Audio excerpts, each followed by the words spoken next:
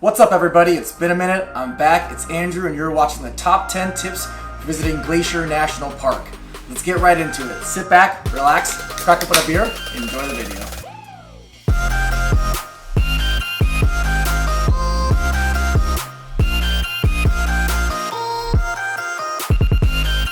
Number 10. When to visit. If you're visiting Glacier National Park, you probably are going to see the awesome blue lakes, experience the cool hikes, drive the Going to the Sun Road, and have a chance to see awesome wildlife. If that's the case, you should definitely only go during the summertime. When I say summer, I mean mid to late July, all the way to mid to late August. If you go a little bit too early, around mid-June, there's still a lot of snow on the roads and also on the hikes. And while you're able to drive about 12.5 miles down the Going to the Sun Road during the wintertime, you're not able to go all the way into the national park, so you won't be able to experience all the things I just mentioned. You're still able to do some things during the wintertime, like snowshoeing, cross-country skiing, but the coolest and most beautiful parts of Glacier National Park won't be experienced until the summertime. So to play it safe, book your hotels, book your flights, book your car rentals between mid to late July to mid to late August. You can always check the National Park website as well. They can probably give you an estimate of when they think the Going to the Sun Road will open. Number 9. Packing list. There are two items that you need in Glacier National Park that you may not need in other national parks, and the first one is bear spray. You probably guessed this, but Glacier National Park has one of the highest densities of grizzly bears and black bears out of all the national parks, and you're going to have a pretty high chance of running into them during your hikes. You can't fly with bear spray, so my wife and I flew into Bozeman, stopped at the Costco, got a 2-pack for $48. It's an amazing insurance policy. The next is hiking poles. This is a personal preference, but I still think it's very much needed, especially if you're doing longer hikes. Hikes that might have a little bit of snow still on them. Hiking poles are going to be really, really nice for your knees, for going downhill. Just something that's going to be really helpful, especially when you start getting into the older ages like my wife and I. Number 8. Lodging. When it comes to lodging, I'm going to mainly focus on the hotels because Christina and I really like running water. If you're a camper, obviously there are lots of places to camp at Glacier National Park, so I just recommend going online, going to the National Park website and reading about it. When it comes to hotels and lodging, if you want to stay inside the national park, you have many, many options, but know to look very far in advance. There are two very popular hotels, the Mini Glacier Hotel and Lake McDonald Lodge. These are the most well-known because they're the prettiest, they're the best locations, and the advantage of staying inside the national park is that you have very easy access to the hiking trails in the morning, so you have kind of a head start on everyone and you don't have to wake up quite as early to try to beat the crowd, find a parking spot for the hikes. Now, if you're like Christina and I and you looked a little bit too late and you weren't able to secure a hotel inside the national park, don't worry, you still have plenty of options. We spent 2 nights at the west entrance of the national park and the next 2 nights on the east entrance. In the west entrance, we spent the night at a place called Belton Chalet, a 5-star hotel. Nothing super special about it, but it did the trick. About a 5-minute drive to the west entrance of the Glacier National Park, so it actually was very, very convenient for us to wake up in the morning and go there. The reason why we spent the next 2 nights on the east side is because Glacier National Park is so large that it's easier for us to hit up some parts of the national park if we spent nights on both sides, if that makes sense. So we spent the next 2 nights on the east side at a place called St. Mary's Village. And again, not the best hotel, did the trick, had running water, had a bed, and again, it was another 5-minute drive to the east center. So very, very convenient for us to wake up, drive 5 minutes, and make it right into the national park. If you don't want to stay that close to the national parks, look into a city called Whitefish. This is a skiing city that during the winter time is very populated because it's close to all of the slopes. It's got the majority of your restaurants, your breweries, your bars, and everything that you want, but know that it's about a 25 to 30-minute drive on the west side of the national park. Number 7. Food and brew. Neither Christine and I consider ourselves foodies. We're pretty easygoing when it comes to food. Give us a burger and a beer, we're pretty satisfied. And that's pretty much what you're going to find in Glacier National Park. There's no real fine dining fancy places. Inside of the national park, Rising Sun, Lake McDonald Lodge, as well as Apgar Village all have a high variety of foods, snacks, and all those things that you're going to need. Outside of the national park, you'll have a little bit more of a selection. On the west side, in the city of Whitefish, you're going to have the highest concentration of restaurants, breweries, and bars. We went to a restaurant called Whitefish Restaurant located on the Country Club. Had a good variety of steaks, seafood, and yummy cocktails. Belton Chalet, the hotel we stayed at, actually had a really nice restaurant. We didn't get a chance to eat there, but read a lot of really good reviews and saw a lot of people who drove to the hotel just to eat there. In terms of breweries, your best bets are going to be Bonsai Brewing and Backslope Brewing. Neither brewery was amazing. They did the job, they satisfied our beer crave, but I wouldn't say they were one of the best breweries we had. On the east side, you're looking at more mom and pop, smaller diners. We really liked Rising Sun Pizza. Also really liked Two Sisters Cafe and Glacier's Edge Cafe. One tip to keep in mind though, if you're a fan of drinking and having a couple of drinks on your vacation, there's about 3 to 4 days of the year that the east side of the national park does not sell alcohol. And that's because it's North American Indian Day and the east side is mainly Indian reservation. So we're talking no sales from grocery stores, bars, liquor stores, restaurants, none. Luckily, Christine and I are always carrying, so we had some alcohol with us, so we were able to drink a little bit. But if you like drinking, look ahead of time and find out what days in August or September it falls under, and be prepared. Number 6, sunrise and sunset. As you can imagine, Glacier has amazing sunrise and sunsets. Unfortunately, Christine and I weren't able to experience this because sunrise was at 6:30 and we were already on the trails by then. Sunset's at 8:30 p.m. It's so late, we were already at a restaurant or we were already back at our hotel room relaxing. But if you did want to try to catch one of these, number one spot would be Lake McDonald. Like I mentioned, we did not capture this, but we did visit Lake McDonald, and I can only imagine with the amazing rocks, the water, and the mountains, how gorgeous of a sunrise and sunset it would be. The second spot is called St. Mary's Lake. There's a really beautiful island in the middle, and we did stop here, not during a sunrise or a sunset because it's a little bit further into the national park. But if you did want to venture out, I bet you St. Mary's Lake would be amazing for a sunset. All right, so we're halfway there, and you guys know what that means. It's time for another beer. This might get a little dicey though. We went in August of 2022. It's now May of 2023, so that's about 9 months ago. And I kept this beer because I wanted to use it for this video. I just got too busy with life and work that I didn't get a chance to make this video, but I kept the beer. So we're gonna see what 9-month-old beer tastes like. So far, it sounds like it's okay. You know, to be honest, I can't even taste the difference. It's still good. Halo Huckleberry Heft from Lewis and Clark Brewing stays good for 9 months. Number 5, Going to the Sun Road. Going to the Sun Road is a top 2 most beautiful drive I've ever done in my entire life. It's a 50-mile drive that goes through the national park, and you have to take this road to get into the national park, out of the national park, and anywhere you want to inside of the national park. Again, I mentioned it's 50 miles, and it takes about 2 to 2.5 hours to drive the entire road. Now, during busy hours, it can take up to 3 to 4 hours, so make sure you're planning accordingly. Very, very important to note, though, that you need a Going to the Sun Road pass in addition to your park entrance pass.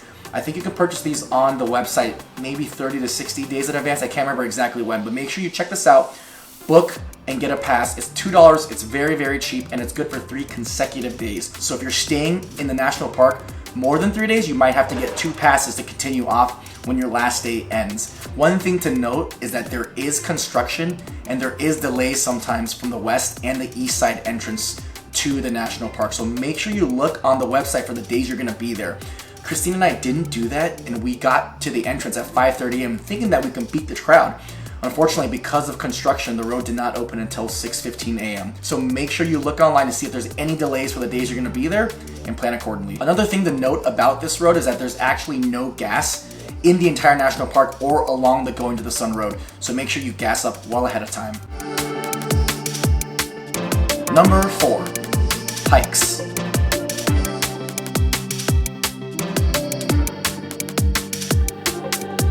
Perhaps the most important tip about hiking is that you have to wake up early and get to these hikes early to beat the crowd. These parking lots are filled by 7 a.m. So if you're staying outside of the national park, plan about 30 to 45 minutes to drive into the national park, all the way through the Going to the Sun Road to get to these trailheads. Glacier National Park has so many hikes that it can be a little bit overwhelming. So I'm gonna share with you the hikes that we went on and why I thought they were the best ones to go to. I'm gonna start off with Highline Trail, one of the most popular trails in Glacier National Park. It was the first trail that we tackled during our trip, about a 14.9 mile loop, if you call it, and it's definitely hard. You start off with a very iconic view that I'm sure you're used to seeing from Instagram, from different videos and pictures, where you're hiking a ledge, and on your left you see gorgeous mountains and the Going to the Sun Road below you. If you're afraid of heights, it can be a little bit scary, but don't worry, the ledge is plenty big enough for multiple people to fit.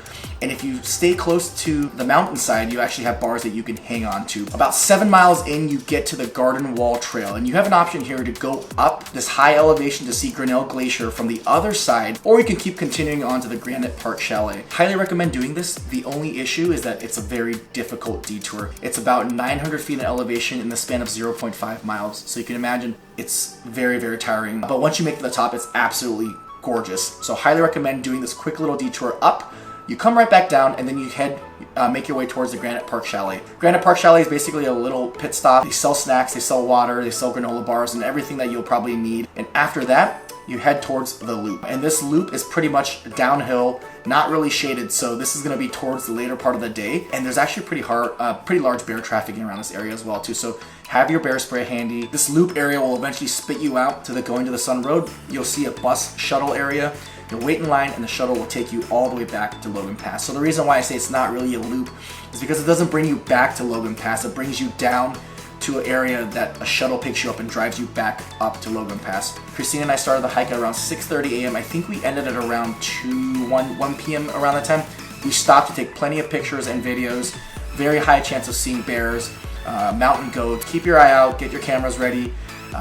Bring plenty of water, start the hike early, and enjoy the hike. On the second day, to give our knees, our feet, our back a little bit of a break, we decided to do a little bit easier of a trail called the Avalanche Lake Trail. 6 miles out and back, about a moderate because of a little bit of elevation climb, but an absolutely gorgeous view when you get to the end and you get to Avalanche Lake. The entire hike itself is pretty much shaded. There's not much to see on your way there. Really, it's when you get to the end that's the most gorgeous view. Depending on when you get there, the sun might be shining right at the best spot, and you have a gorgeous view of Avalanche Lake. Christine and I obviously had our hiking beers. We sat for a little bit, just kind of took it all in. So if you're gonna go to Glacier National Park and do hikes, you have to do Avalanche Lake Trail hike in addition to Highline. And the last of our big major hikes that we did, and my favorite of all time to this day, is the Grinnell Glacier hike. About a 13.8 mile out and back hike, hard, not as hard as the Highline hike in my opinion. This hike is absolutely gorgeous. You go through every type of scenery possible, and you have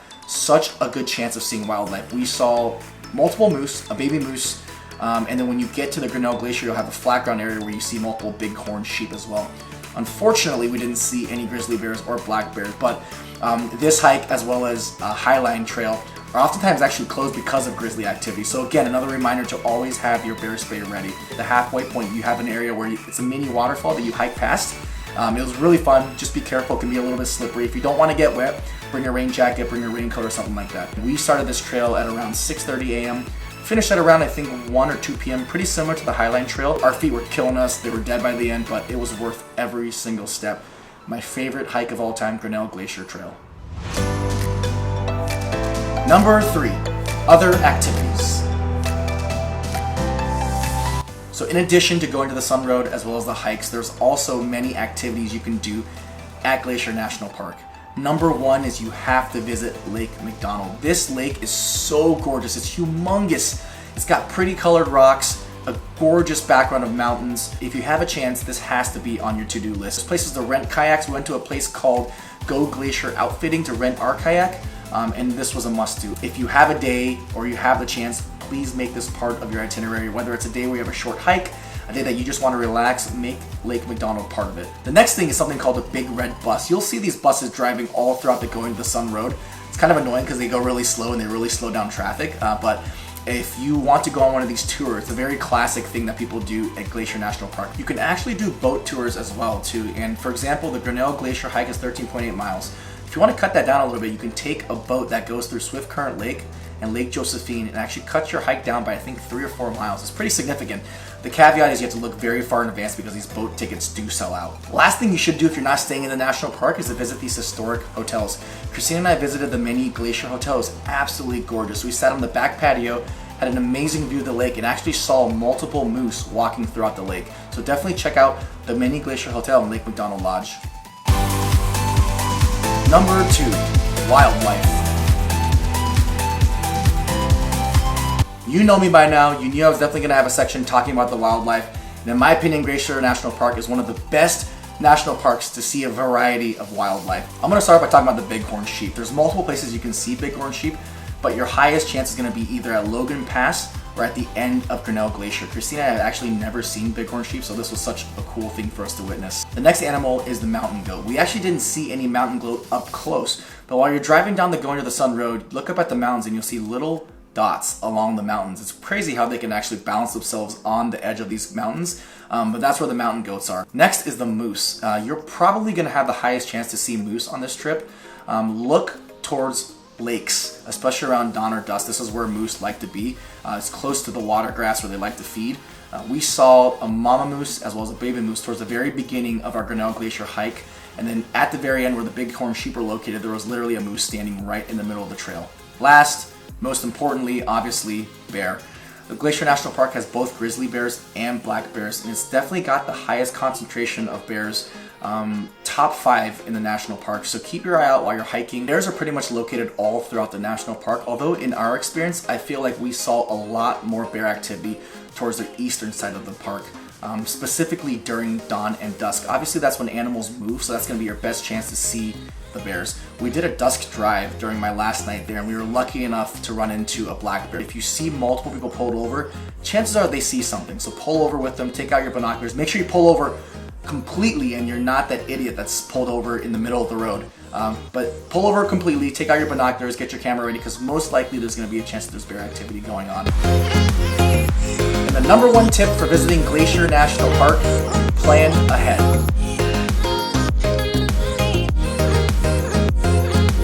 I say this for every video, for every national park, and it is true for every national park, but especially for Glacier National Park, plan ahead. I think it's because there's such a short window of time where it's good to visit, like I mentioned, from late July to late August, that everyone plans during this time. Everything becomes so saturated, hotels are booked out, car rentals are all gone, airplane tickets start rising. We looked 9 months ahead, and even then, we couldn't get a single hotel inside the national park. We had to fly into Bozeman Airport because all of the car rentals at the Glacier International Airport were out 9 months ahead. So I think probably looking 12 to 15 months ahead would be a good idea. If you have the luxury of having a little bit more time off, try to spend 7 days at Glacier National Park. Some of these hikes are pretty hard, so you're gonna wanna take some days off in between hikes. You're gonna wanna enjoy the national park, go to some other restaurants outside of the national park, have days where you just hang out, like for example at McDonald. So if you have the luxury, I would say 5 to 7 days, 5 minimum. 7 days is probably a good time. So there you have it. Those are the top 10 tips visiting Glacier National Park. If you enjoyed what you saw, you thought it was helpful, please hit the like button below. Also subscribe, because I'm hoping to put out more videos. Like I mentioned, life's been busy. I apologize I haven't put out many videos. I did visit Acadia National Park back in October during a fall foliage trip, so I'm hoping to get one of those out soon. And then Christina and I are going to the Rocky Mountain National Park in July, followed by an Iceland trip. So if you're looking forward to any of those videos, you want to learn a little bit more about those national parks, please subscribe. As always, thank you guys so much for watching. Stay safe, stay kind, enjoy those national parks, and we'll see you next time.